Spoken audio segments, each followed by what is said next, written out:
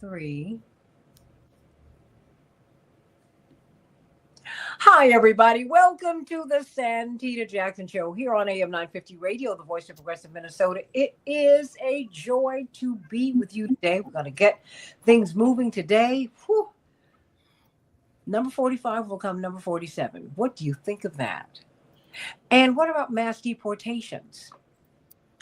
And what about the Democratic Party? They are about to have new leadership, or will they just have new faces in high places? There's lots to talk about. Yeah, I mean, we're just hoping that there will be some real changes, some self reflection, so that we can move ahead, right? And what about the TikTok ban? I mean, there has been so much. I was just talking with Ari Paul about that, and the implications of that are just incredible. But we've got this inauguration, and many of us are feeling some kind of way. And I tell you what, the way that you ought to feel is that you ought to want to fight. In fact, my brother, Congressman Jonathan Jackson, said, I am going to the inauguration because I want to look Donald Trump in the eye, President Donald Trump, and let him know that I am going to fight him. Great things happen in moments like these, everybody. Great things. Great things. Sometimes when we think we have a friend in the office, we relax and we don't fight. We don't move. Even though we need to fight all the time, we have to be vigilant. Because when your friends win an office, the people who did not support them, well, they represent them too. So we've got to go up in our politics, everybody, because there's a lot of work that needs to be done. Americans are feeling, rightly, that their children will not do as well as they do. Please, they can't even get their children out the house because it's too expensive. Mm-hmm. A dozen eggs will cost you $8 at Walgreens. University of Chicago, the University of Chicago for an undergraduate is $100,000 a year. NYU is $100,000 a year. What American can really send their children there? Well, when you go onto these campuses, you see it's a global oligarchy. Mm-hmm. And that's not what America is about. So it's a lot that we need to unpack. There's a lot that we need to unpack. In this moment, you ought to feel very hopeful about all of the changes that we can make if we come together. That's the key. Coalition politics has never been more important than ever. It's just more important than ever. Just so important. You cannot make it by yourself. We all need each other. We have to come together. And we have to have some honest conversations about how we're feeling, about our histories, so that we can not get over it, but work through it and become bigger people as a result. Don't you think it's time that we all grew up? I think so. Shalom to you, Robert. Sending you so much love, Andre. Everybody like and share, like and share, like and share, like and share. Let's get to it. I am on Blue Sky, and I got there myself, which is why I have the strange picture where my eyes are half closed. I had to take that selfie, put it up there real fast. But you know what, everybody? Here I am with my eyes wide open. SantitaJackson.bsky.social.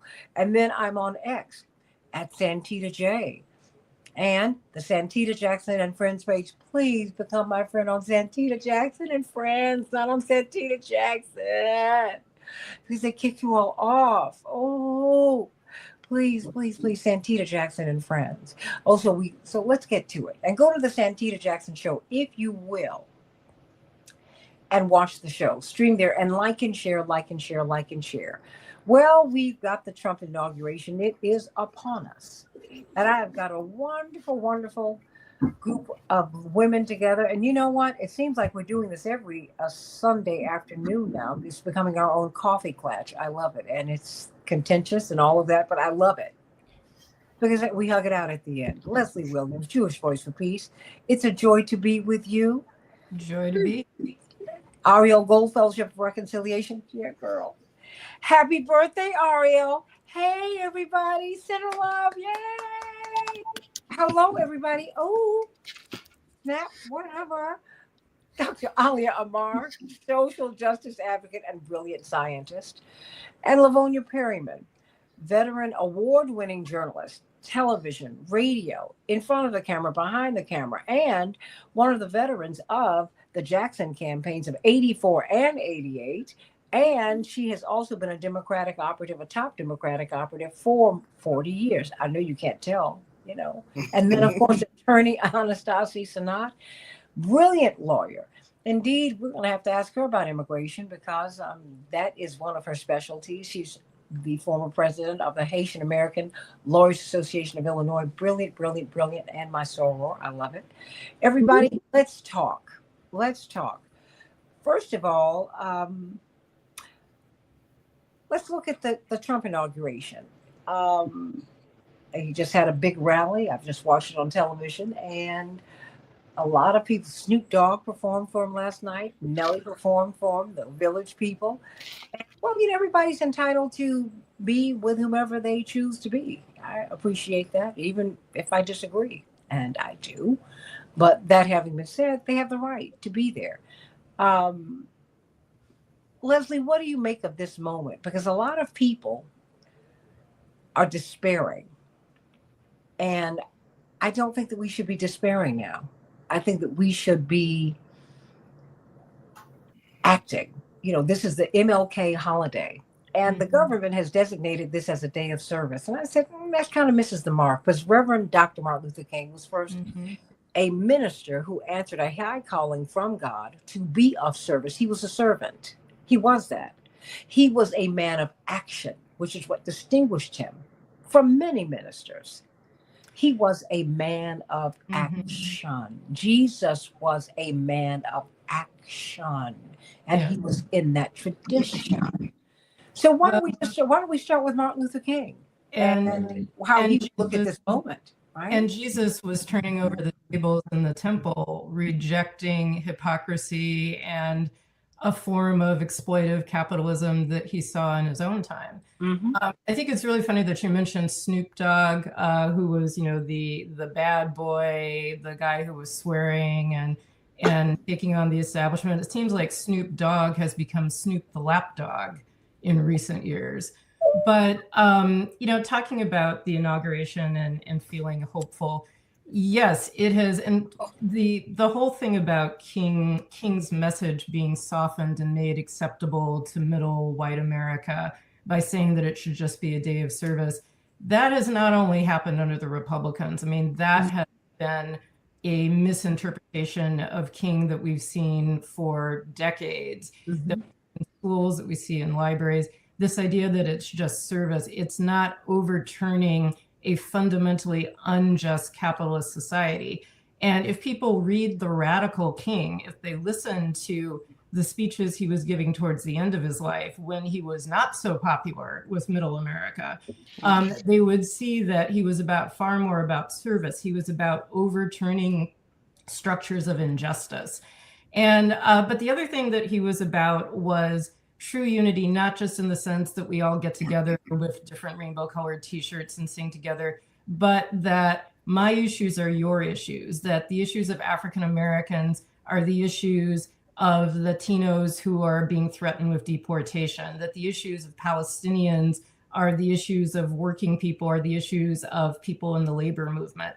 And that we can't allow this Trumpian, really McCarthy-like regime to divide us. And we already are seeing attempts to do that. So for example, I was just listening to a webinar with Mark Lamont Hill, African-American journalist who lost his job because of his speaking out about Palestine. And he was talking about how there's an effort to make it seem as though African-Americans should not be supporting Palestine or supporting Palestinians because they're racist, which is fundamentally not true. And in fact, the racism that we see in Israel, the racism that is so on display with this relentless genocidal bombing of the Palestinian people, that is evidence of white supremacy. That is evidence of people saying that it's perfectly okay to murder thousands and thousands of people because they're Palestinian. And what we see in Project 25 and what we see in Project Esther, the two projects from the Heritage Foundation, they're coming for all marginalized people. They're coming, yes, they are. They're coming for the LGBTQ community. They are coming for Palestinians and Muslims and Arabs. They're coming for African Americans. They're coming for working people. They're opposed to environmental changes to prevent climate change. Both of those projects basically uplift the needs and the interests of a very narrow slice of extremely wealthy, pro-business, very conservative America.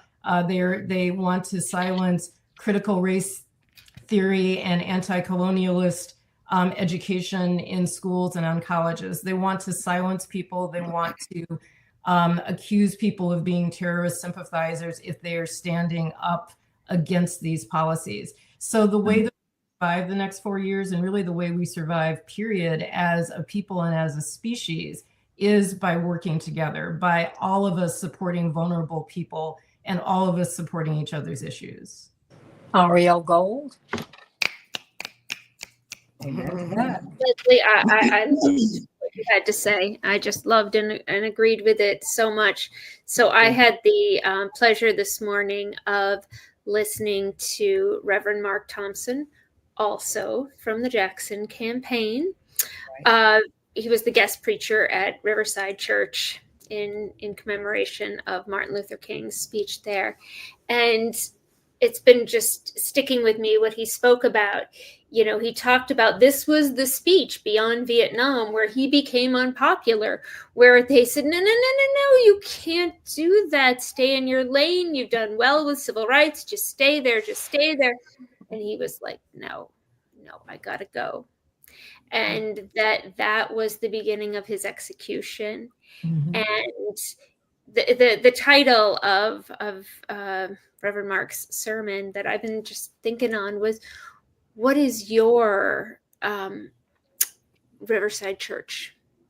Like, what is your moment where you step outside of that, right? Where you step outside of that comfort, that success, that acceptability, and we're willing to go beyond to make this better world. And I've been thinking as well, you know, Santita, you were saying like how appalled and just, you know, shocked and freaked out folks are about Trump's inauguration. And that's how I felt the first time. That's how I felt with the first Trump presidency. But I gotta say, like now, this time, right now, what I feel is like, this is America. This is us. And I have to recognize that I am part of that us. And that if I try to be like, no, this isn't me, this is so appalling, and it's appalling, then I'm going to miss, you know, how we come together as community, because these are my fellow citizens and we elected him. And this is who we are. So where do we go from here? What does that look like? And, you know, we've got strange bedfellows and strange moments. And I know it was timed this way, but Trump gets inaugurated tomorrow and the ceasefire in Gaza started today. And I don't actually call it a ceasefire. It's a temporary pause. Yeah. All right. But we'll take a temporary pause. Mm-hmm. And we're, you know, and so we've gotten to see like 3 beautiful, innocent young women who were civilians who were taken hostage on October 7th. One of them is missing a bunch of fingers. They were all emaciated and reunited with their loved ones, and how wonderful that is. And my friend Yafa Jarrar, her mother is being released right now. Praise God. Being a Palestinian political prisoner. She's been, and this Khalida Jarrar, who is a feminist leader in Palestine and part of the Palestinian parliament, and she has spent most of her adult life in and out of prison, and this last round since 2023 were some of the most brutal, torturous conditions. And so, you know, we have this horrible darkness, right, that Trump is bringing upon us, and yet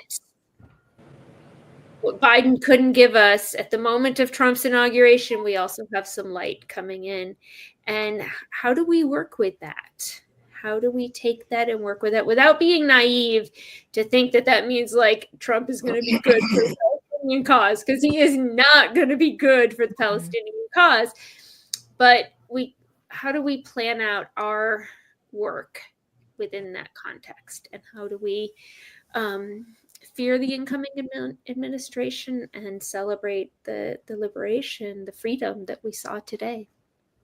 Well, how do we do that? I mean, you alluded to Dr. King's book. Where do we go from here? Chaos or community?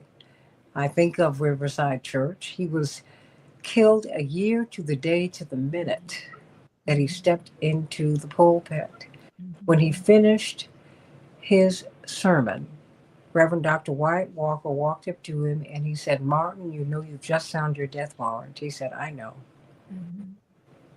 And the harassment just amped up. But it was the worst thing. That, first of all, the Bible tells you to cry at birth and rejoice at death. He had done his work and he was murdered by all of us. There were too many churches, black churches, he could not get into the pulpit of. I know my parents went to work for him when he was becoming his most unpopular, the last 3 years of his life. And yet, they don't regret a thing. Dr. King didn't regret a thing.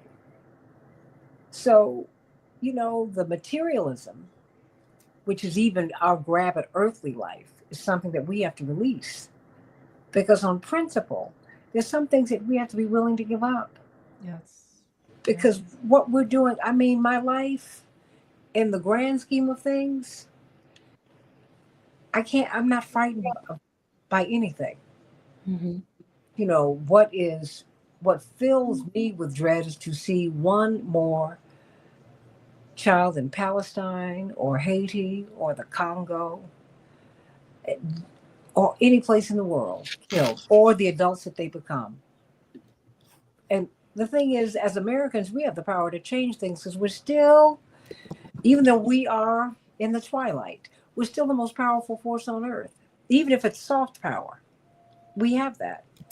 And Americans, therefore, are the most powerful people on earth. We can do this. We can make some changes, Dr. Omar. Yes, we can. Yes, we can. And we must. I felt like I could turn my video off for a moment listening to Leslie, because you hit so many of the points. And Ariel, you brought it home on Palestine and what's been happening in Palestine and in Israel. I think instead of sort of reiterating some of those points from the same perspective, what I want to focus on is the need for us to all come together in action. I had the great pleasure of, and I know you talked to her many, many times, but I had the great pleasure of talking with Mrs. Coretta Scott King many years ago at Loyola. And my classmate and I asked her, how would you want us to honor Dr. King's day? You fought for this so hard. How would you want us to honor it? And she said, work. She said, at the end of his life, Dr. King was fighting for our access to work and to work equitably. And that now we needed to be present. She said, don't make it a day where you're sitting at home. She did add that, if you're not working, try to do service, but also get involved. Register people to vote or join an organization that you've been thinking about, but maybe you haven't.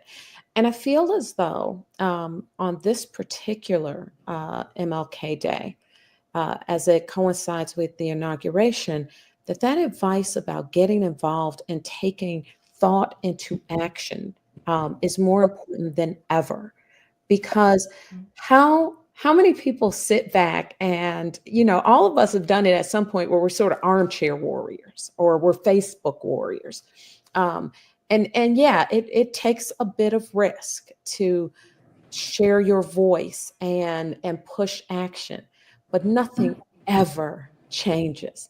Think of how many people would have still been in the fields were it not for Frederick Douglass, Harriet Tubman, and everyone who participated in the Underground Railroad.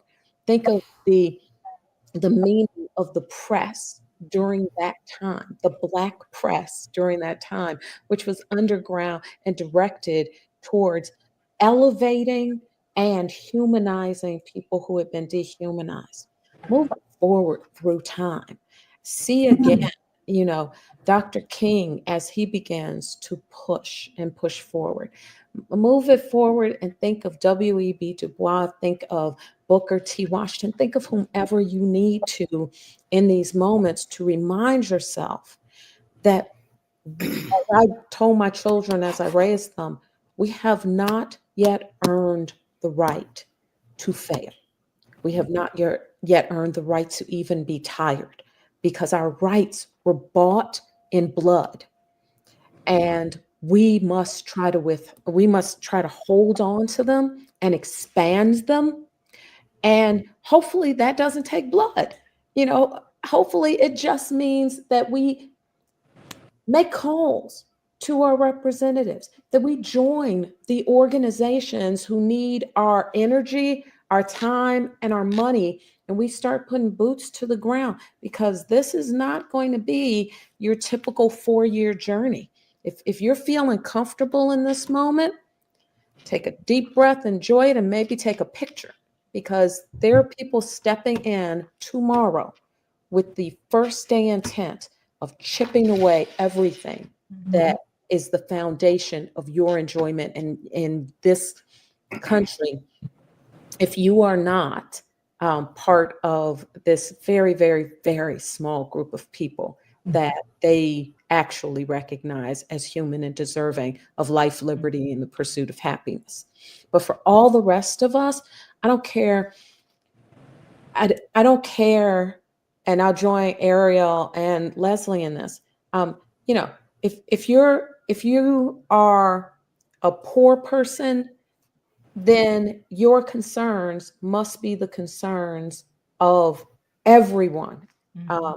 If you are a person who is, part of the LGBTQ community, if I may have a religious value that speaks differently about that, but I recognize in my civic value that your right to live your life in this country is the same right that my right to live my life in this country is based on. And when they undercut you, they undercut me. We need to recognize that our brothers and sisters who are living in fear tonight and worried about whether or not they can send their children to school on Monday because of their immigration status are no different from every single one of us who enjoys citizenship in this country under birthright citizenship. And that whatever is being done to one of us is being done to another. So stand together, fight together, join. Don't sit at your keyboard. Get up, go out, ask. Go to Rainbow Push. Ask how you can volunteer. Show up. Show up at Jewish Voices for Peace. Show up at the Muslim Coalition. Show up at whatever your faith or civil liberties organization is, but show up, because we are right now at the time when nobody can afford to sit home anymore, and we've got to do it together. So that would be my main emphasis. Absolutely. Livonia, Perryman. Because the fact is, Dr. Morrow and Leslie Williams and Ariel Gold were always there. We just don't know it. Mm-hmm. The price of liberty is our eternal vigilance. Mm-hmm. And you're right. You're absolutely correct. When all of my good sisters have been speaking, been taking that in, and it's just I have to record it so I won't forget it. But I'm a history buff, and I was thinking that we have the pain that people felt. Part of our America felt. Part of our America, and you're right, Ariel. I separated myself from that group of people who won, Trump's people. And I realized, welcome to America, Santina. Welcome to the whole of America. The people spoke. Just think about that. The people spoke. wasn't my vote, but they spoke on my behalf. They said, this is what we're going to have for the next 4 years. Then I thought about from pain to power. So we can take that depression, that despair, and really turn it into action, as you said, Ariel.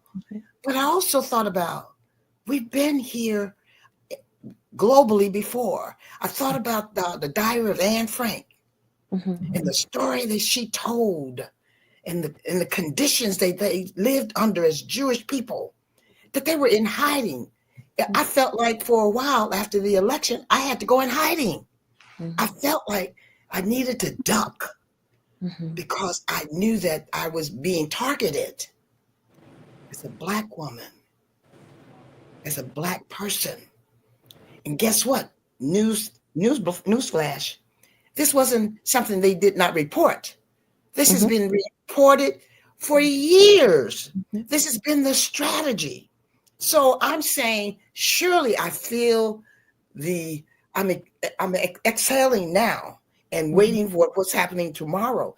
I think this is just my sidebar. When they said that they were going inside, surely it's about being cold, but I'm sure that it's about being protective of Trump.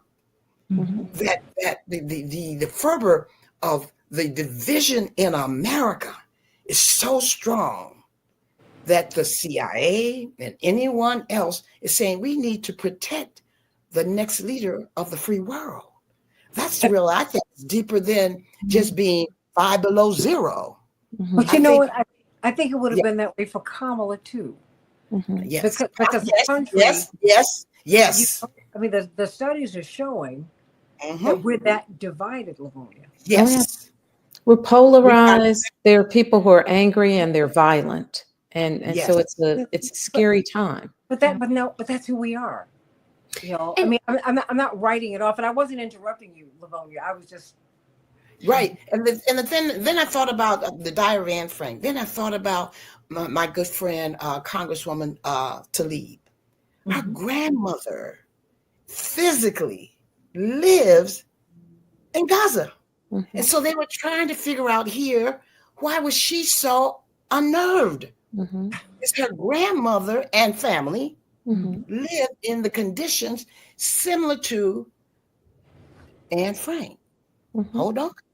Then let's go back. Then think about, we talk about, roll down the river and roll over. Harriet Tubman in the deep of darkness, that Black men and women and children were being murdered because of the color of their skin. So we've been here before. We've been here. And guess what? It goes back to you, Ariel and Dr. and Leslie and Santita. We've conquered. We've succeeded. We've moved forward. We pressed on. We got together. We got show up and we showed out. Even in the conditions that we were talking about. Anne Frank, Harriet Tubman, Tlaib's grandmother's environment. Here we are talking today that there are some people have been released. Just imagine. I want our audience to understand. You just shared with me, Ariel, that a woman was being released with little or no fingers. Young lady. The devastation is going on. So it is not just one day, one administration. America has to deal with the demons that are perpetrating as being in a democratic, we love one another country. And we have to look at what part do we play? What part do we play? What level are we going to play? Are we going to do about money or for votes? Or are we going to put boots on the ground? Who are we and how are we going to come together? I'd say that this is not, and I'm still not happy. But I'm going to take that energy and join you guys on whatever we need to do to make a difference.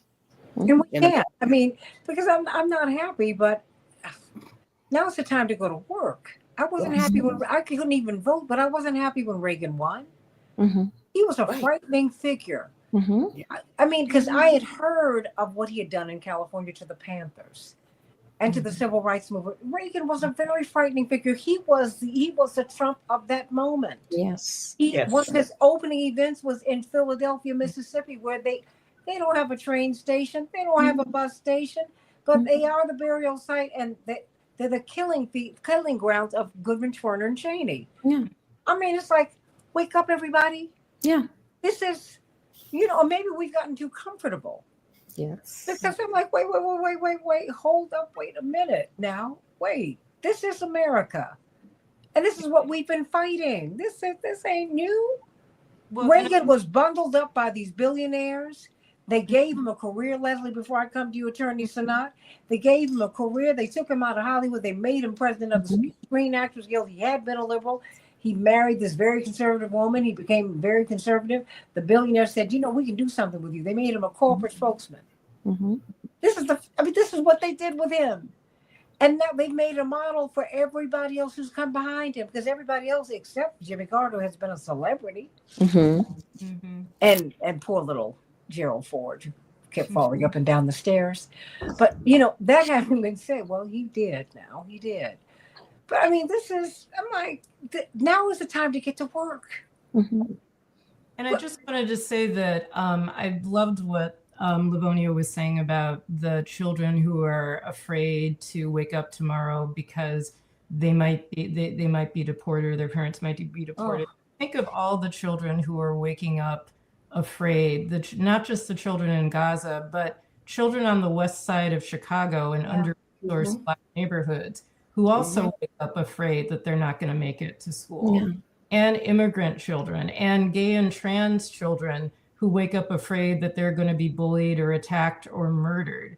There are so many of our children, both here in the United States and around the world, that are afraid, and that we are not doing this work as a society, as a country, to do the things, to build up the infrastructure that would protect those children, to spend our budget not just on $17 billion of military assistance to kill one group of children, which then is being taken away from other children in need. To kill and maim and traumatize. We have just traumatized an entire generation of people. What will happen to the children of Gaza who have just survived a genocide? What will happen as we hold our breath and wonder, how many hours will this last? How many days will this last? When does the next shoe fall? And I want to add to that, and I don't want to interrupt Attorney Sanat in her time, because, man, brilliant. But I do want to add this. What about us? What about the fact that, I hold my breath when I pass a cop, in my car. I hold my breath. And I don't want that for myself, for my brothers, for my children. One of my children, I got safely out of this country when I left years ago. I lived for 6 years in a place where the police don't pull you over for traffic stops.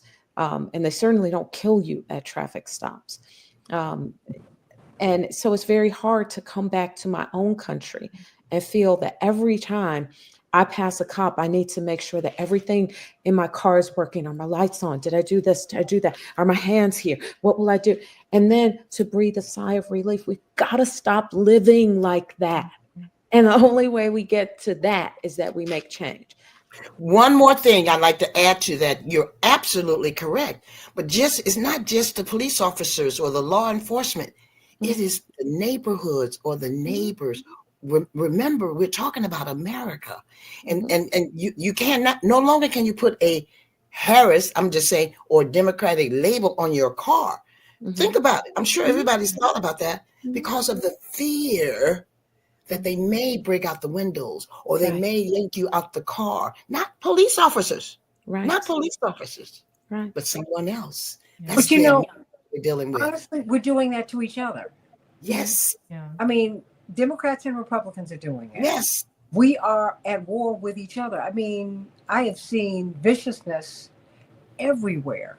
It has got, where do we go from here? Chaos or community? I mean, because we've had bad actors all over the place. Mhm. I was reading something, Attorney Santita, and this is when, when we look at the dimensions of this. Do you know King Leopold killed 20 million Africans? Mhm. Yeah. And we never talk about it, Ari. Elephants, Let- everything. Livonia, I mean, and then one of the Southeast Asian countries, they honored my father at the British Parliament when he turned 70 a decade ago. And she had just come back from this massacre. They had killed 9 million of her countrymen in 3 months. Mm. 3 months. Right. These things happen routinely. Man's inhumanity to man is just rampant. And all we're doing is expressing it. Can you believe it? We are like running. I mean, we only have like 20 minutes left. And I want to hear from you, Attorney Santita, because I want to do another go round with all of you. But, I kind of let the conversation go where it goes because I think we're all feeling some kind of way. And as only God would have it, Inauguration Day falls on Dr. King's birthday. Mhm. Not just this one. When I sang for the Clinton inauguration, when I did the national anthem, profound honor, and they said, remember, you're singing this on Dr. King's birthday. And this is the last time that the national anthem will be sung at a presidential inauguration in this century and in this millennium. Mm. And as a child of the movement, it wasn't me. I said, this is for you, Dr. King. And for you, Cotton Reader, and for you, Amelia Boynton, and for all the nameless, faceless, toothless, no PhD, no D people who made the changes for us. Mhm. Because they're the ones who did it. I mean, the people who moved out of their comfort zones, Anastasia Sanat, Mhm. and they changed our lives. Mhm. I was just talking to, I'm going to have Texas State Senator Gene Wu, whose comments have gone viral. He said, as an Asian American, I've had to tell my brothers and sisters, wait a minute, every advancement we've made has been because of Black people. Mhm. And I'm going to get him on. I said, because I want you to talk about this because I am tired of hearing Asians bashed within my community. Mhm. I'm like, wait. We got out to California in 1984 at Ariel. The people who were running our campaign, it was the Asian community. Mhm. You saw that. We were like, okay, Yes. we'll roll with it. We're happy about it. So there's a lot of growing. We're still in the midst of the growth. But we have to have these kinds of conversations where we're honest. Attorney Sanat. Thank you for having me today. I'm not sure, but I feel like everyone was here during the same time and space as Martin Luther King Jr. I was not. Mm-hmm. I was not born until long after he had passed.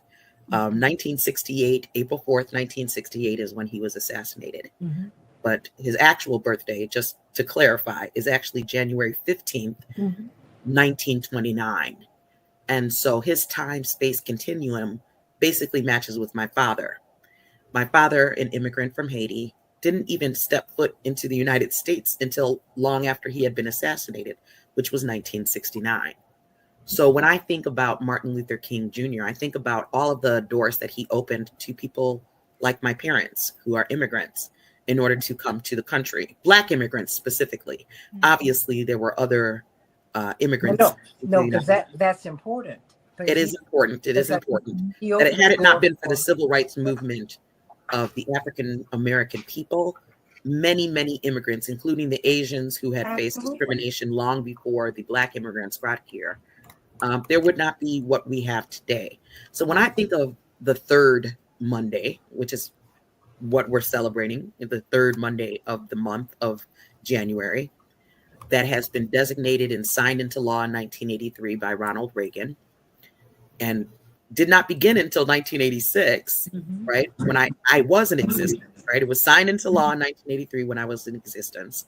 It was, the first celebration was 1986. And the last time we celebrated with his wife, before she passed was January 2006.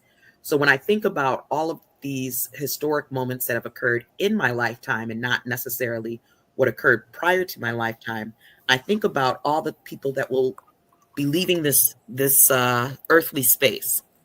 A lot of the people that started the charge to get this third Monday of the month, a federal holiday, are no longer with us. John Conyers has passed, right? The senator, the Republican senator, I think it was from Massachusetts, he's also passed. The opposition people, Jesse Helms, he's dead. You know, when you think about all the people that went into so much energy to not only see the day become into fruition, but all the people that spent their energy in making sure that the day did not come into fruition, that generation is leaving, right? And so I think to the future, how will we continue as this Generation X now begins to lead, which is my generation, right? The boomers are leaving and Generation X is coming in. How is it that my generation will continue to maintain the focus on civil rights for people, right? Not just Black people, obviously, but for all people, so that we can live in a more harmonious state, right? Not just in the United States, but throughout the world, because we've become smaller in a sense than where we were in the 30s, the 40s, the 50s, and the 60s. Now, even though there's a TikTok ban, people still communicate with each other. There's still Instagram, there's still YouTube, there's still Facebook, and all of those other types of way that people communicate in order to spread information. And so as we become smaller and more aware of world issues, such as what's going on in Haiti, what's going on in the Congo, as we've already mentioned, what's going on between Israel and Palestine, these issues will fall on the laps of my generation. How are we going to respond? Obviously, some have chose to respond with violence, such as Vladimir Putin, right? He has invaded the Ukraine. He did not get an invitation to the 47th or the 60th inaugural presidency. But Zelensky also didn't get an invite, but he was told if he decided he wanted to leave the war that he's fighting for his people and come on through, he can come. But this is the thing that we're in. This is what that generation has left us with. We have to fix that.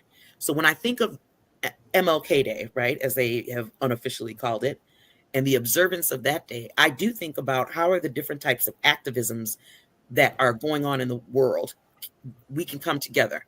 One thing we can do here in the United States is to focus on our healthcare, because even though Generation X is considered younger, right? We're just now coming up on, we might retire, right? They've increased the age of retirement benefits from the Social Security to come to us, our generation, at 67 years old instead of 62, right? We have to think about our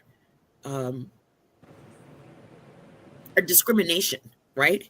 How is it that we're not able to get universal health care? That type of discrimination from poor to rich, unemployed, employed. Then we also need to think about homelessness, right? How are we collectively going to address that problem? And most importantly, and I think we all can agree, education.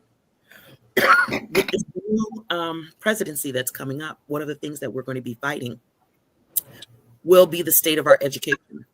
Because I know about Martin Luther King. I will know about him until I die. My generation will know about him until I die. But if we begin to chip away, as some of these other, I guess you can call them red states, has started to do, to chip at the history of the United States, to the history of the impact and contributions of so many great people like Martin Luther King Jr., then where will that knowledge to succeed and to come together continue to grow and develop us into an educated community?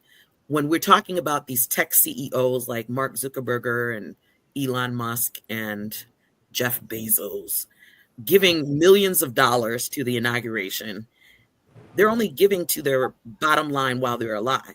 What happens when they're gone, right? If they erode the opportunity for America to grow, then what are we as Americans really saying? What are we as Americans really doing? We need to come together in order to make sure that Martin Luther King Jr. is not forgotten, that other activists and other proud Americans are not forgotten. This is a time for us to really understand what we need to be doing, and we need to be service to others in that way so that we can continue the education. But you know what? I think that we need to be educated, but we need to become wise. Mm-hmm. Because education is great. I agree with you, Attorney Sanat. But if we don't become wise, it's one thing to be smart, it's another thing to be wise. My great-grandmother couldn't read, she couldn't write, but she was wise. She was the one who told me that God is too wise to make a mistake and too kind to be cruel. She told me that as long as what happens to you doesn't happen in you, you're going to be all right, girl. Keep on going. Dr. King warned us about materialism, which sometimes acquiring degrees is part of materialism because we want to flash the bright, shiny things. But I'm so glad that my parents made us go to Sunday school. Mm-hmm. I don't want you to be a nice person. I want you to be a good one. Mm-hmm.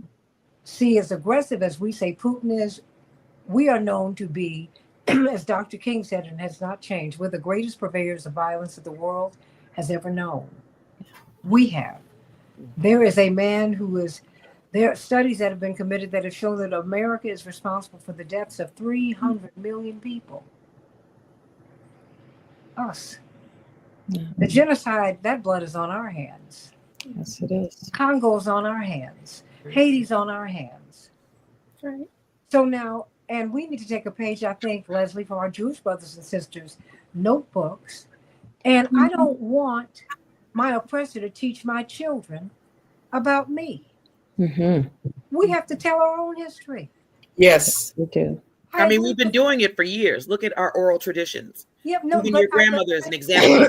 But what I'm saying to been you able is, to pass down. I'm older than you. So I'm a child of the 70s, late 60s and 70s, into the 80s. And we had the equivalent of Hebrew schools. You remember that, Livonia? Yes. Where, Leslie, you remember that? I mean, where you had gatherings where we learned about our history, and we were taught our history Mm-hmm. by our people. You can't let somebody else who does not have an investment in your freedom teach you about your history. But I think what Yep. we're seeing Leslie? is a very deliberate attempt to silence history that does not glorify the image of America that certain people want to have. So a few months ago, in a school in Texas, there's a series of books that are they're kind of like children's versions of the People's Histories, the Howard Zinn history Mm-hmm. about Native Americans. I cannot believe this actually happened. But the library board, which was not librarians, it was a group of right-wing people who had essentially taken over control of the library collection, insisted on a book about Native American history that talked about the genocide of the Native Americans be reclassified as fiction. Mm. Only after a huge outcry from people, not just in that community, but all over the country, that board was forced to step down and they reclassified the back where it was supposed to be. And, you know, as I mentioned earlier, many of these groups that are involved with Project 25 and Project Esther, education, or really miseducation or stopping education, is one of their major goals, because Ta-Nehisi Coates wrote about this in The Message, how it's not so much that they don't want history that makes them uncomfortable, it's that they don't want history that questions their privilege. Mm-hmm. And it's often been said that when you are privileged, fairness and equality looks like oppression. So you see people claiming that hearing about what really happened to African Americans, what really happened to Asian Americans, what really happened to Native Americans, that's oppression because it's making us feel bad. And it's because it is questioning the right of one group of people to be the group that's in power. And I think in terms of education, that is what we have to fight against. I think it's a core message. I remember the first time Okay, because that everyone, I met, just so that you know, I got 4 minutes left. okay, real quickly. The first time that I remember meeting Reverend Jackson, he was coming up to my brand new school We had a brand new building. We had books that were old as dirt. And he was fighting for our books to be updated. The message of education has always been very core to liberation. You have to have a liberated, decolonized mind in order to have a people that's willing to fight. And so I just want to very quickly encourage anybody who's listening, don't just stand by and think that, oh, in Project 2025, they said they're going to come and they're going to do this. And the great they only exists when you sit down and don't show up. Get on that school board, show up at those school meetings, fight for your children's education, and then educate yourself. Pick up a different book, watch a different show, do what you need to do. Remember who you are. And One of the 2025 other things, yeah, just so that you know, in 2022, it's already been in effect. yes, The pushback against educating us happened yes. the day that they made the Brown v. Board of Education decision. Mhm. These people have been pushing and pushing. What did Reverend For Jackson say? years. Slave masters never retire. Right. Absolutely. Livonia? Absolutely. One of the other things I'd like to say, I want to give an action, and it goes back to what everyone has been saying, which makes a lot of sense as it relates to education. We need to document our history, capture our history, write it down, express it, share with all of the generations, capture it from our grandmothers, great grandmothers. And then if it could be in a community center, a school is where you become educated and wise. It doesn't have, it can be 4 walls. And all of us are teachers. And so the action for our listeners and our viewers and ourselves is to capture and help make each generation wiser than the one before. Amen to that. Ariel? Yeah, so Livonia, you brought up Anne Frank, and Anne Frank famously said, and I love this quote from her, in spite of everything, I still believe that people are good at heart.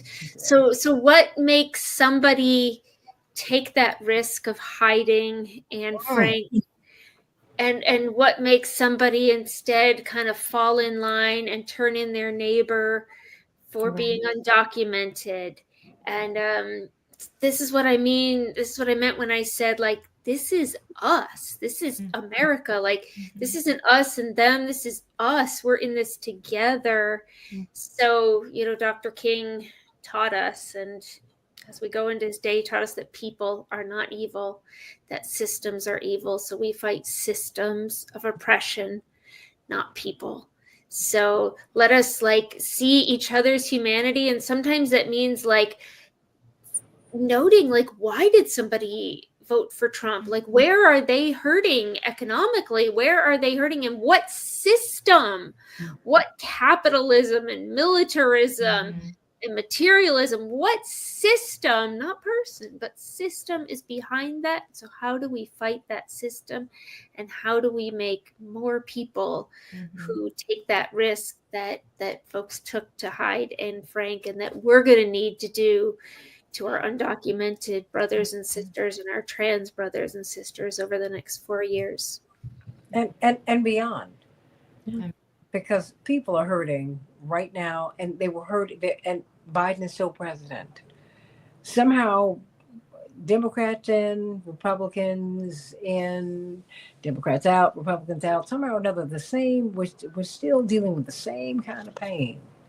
Well, and We're still dealing with the same system. Yeah, that's what I'm saying. It's System. beyond, Right. it's beyond the parties. Beyond the parties. Yeah. It's the system that we're dealing with. In fact, it reminds me of that movie, The System, where Tyrese Gibson plays an inmate that goes into the system to break apart the system. And part of it includes the dungeon, which is what some of these political lawmakers have done. They've created a dungeon where there's fighting all the time, whether or not you're on the same side, a different side. They just created that division in order to conquer us. But I wanted to say one good thing that Biden has done in order to celebrate today, Martin Luther King Day. Kemba Smith, she was put into prison in 1994 for engaging in activities related to a drug offense. She was given 25 years. President Clinton communed her sentence, and so she was out by 2000. But President Biden gave her a full pardon. She's also, of course, a member of Delta Sigma Theta, and she credits Delta Sigma Theta's activism, Yes. right, for helping her get to a free state, even though the system wronged her. So when we're thinking about systems and we're thinking about our future and the oral traditions that we need to carry on, we also need to carry on this spirit of activism like Kemba Smith, that we have to continue to advocate, continue to let others know this system, as Ariel Gold clearly pointed out, is wrong. And for Anne Frank, a young lady who lost her life to a system, right, to have written down such words that we to this day speak into existence. This is what we need to do. We need to speak into existence the things that we want changed: healthcare, homelessness, and education. So I think that's how we should celebrate the day. Well, let me say this. Teddy Roosevelt said that dissent, to paraphrase him, is the highest form of patriotism. I reserve the right to criticize any president, whether I voted for them or not, because they are my president. Where I see you going wrong, or if I feel that you're in error, it is my obligation. It's just like it's my spiritual obligation to ask my pastor if I think that they are in error. Your imam, your rabbi, you need to do that. Biden's done some good things, and he's done some things with which I didn't agree. I still honor the office, and I appreciate his service. Now we move forward. Where do we go from here? Chaos or community? We've got chaos in America. It didn't start with Trump, but it can end here. We've been dealing with this for a long time. Otherwise, Dr. King we would not have needed a prophet named Martin Luther King, who told us we would be here if we did not turn away from militarism and materialism and racism. He said, if you continue to spend more money on the military than you do on programs of spiritual uplift, you're moving to spiritual death. This is where we are. Look at the degradation in the society. Now, what are we going to do about it? And we don't need to blame a person for this. We need to take responsibility ourselves and stop it. Well, Dr. Martin Luther King did just that. And as his last movement, he actually got up. As you know, he had the flu, and he decided to keep his promise to the sanitation workers. The sanitation workers, the garbage men in the neighborhood, and marched with them. He decided to do what you're suggesting and everybody else is suggesting. He physically, mentally, emotionally, one person says, I am going to go and meet with them, work with them, march with them. Each person that can be a part of the system and really impact it by one initiative for one day. They really can. And let me say this as we go. That flu that he had, Dr. King was severely depressed. Yes. Because he was being threatened. Remember, J. Edgar Hoover tried to get him to kill himself repeatedly. And he saw death literally around every corner. Every time he would hear a pop or a snap, he would jump. When they performed his autopsy, they found that his heart was almost had aged at that of nearly a man nearly 70. He was 39. Yeah. So let's look at what we do to each other. Let's think about that. Because even as he was run down Livonia, I thank you for that, he got up. He got up. Because Reverend Bevel and my father did not want him to go to Memphis. Because Memphis didn't feel right. Something was off. And then when the only march that he had that was interrupted by violence, it turns out this was a young man from Morehouse who was a CIA plant. They said, something is off here. We don't like it. But he kept on going, knowing that our government was going to take him out. He said that when John F. Kennedy was killed, I'm not going to wait till the end of the decade. He knew it. And yet he kept on going. That's right. And Frank kept on going. So guess what? The Nazis didn't win.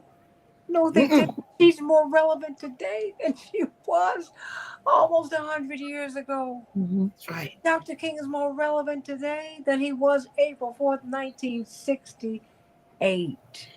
And then another person that the United States I got government contributed to his death, Malcolm X, is And more Malcolm X, and guess what? relevant. And that's all of them. I mean, we can just keep They on Marcus going. Garvey. They Yeah, fought the good fight. Jesus is more Pardon relevant. today. And guess what? Today, Pardon the day. Marcus, yeah. Marcus Garvey was was pardoned. pardoned today. So, Yes. Yes. and Oh we yes, thank Marcus him, Garvey too. because he should have been pardoned a long time ago. How about that?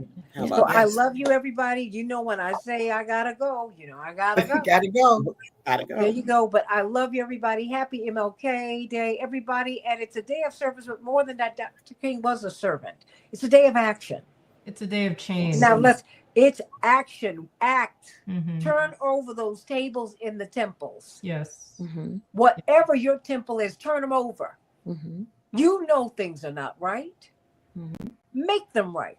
It is your spiritual responsibility. It is your mandate. It is your duty. Mhm. Now let's get to work, everybody. Yes, ma'am. And dare I say, keep hope alive? Keep hope alive. Come on, God bless you. Boom, boom. Absolutely. Every And day. guess what? No. Happy birthday, Ariel. Everybody give her some love. Yay! Happy birthday. That's right. 25 again. Okay, we're going to treat you like Aretha Franklin. She was 29 until she was 80. That's exactly where I am. Okay. I'm just 32. Oh, okay. All right. Good for you. I love you. Happy birthday, Ariel. You are our sister beloved. You know we love you. And Enjoy may God every moment. bless you. Oh, enjoy every moment. And come on, you know what? My father said, if you don't like birthdays, try missing one. So, girl, let's keep on going. Come on. Yeah, let's keep on going. That's right. My cake will collapse next year, and I'm good with that. How about that? All them candles. Mhm. Oh, I love you, everybody. God bless you. And I love